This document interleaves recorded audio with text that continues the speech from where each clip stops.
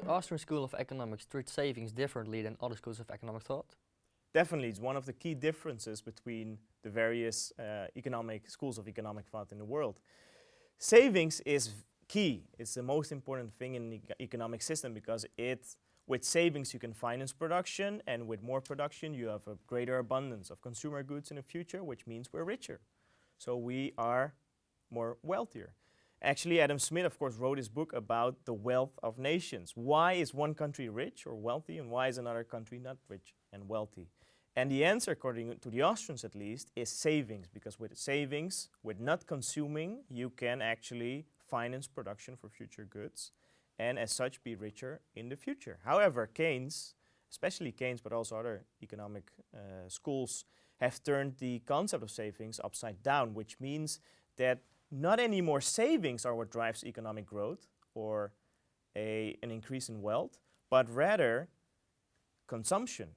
And this is actually reflected in, for instance, GDP. We have GDP numbers, which we read about all the time in newspapers, in the headlines. However, GDP is mostly focused on consumption.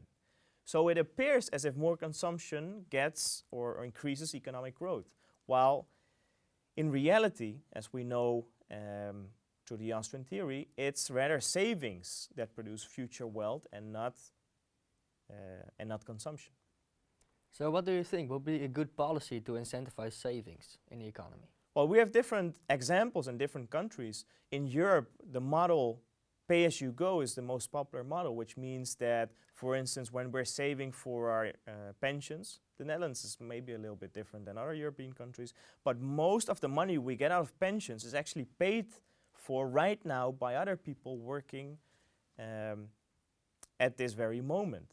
So it's a very different system to, for instance, Singapore. Singapore stimulates savings by, for instance, not simply moving money from workers today to pensioners today, but simply by letting people save money in their own savings account, in their own personal savings account, one for medical expenditures, one for their future pension, etc.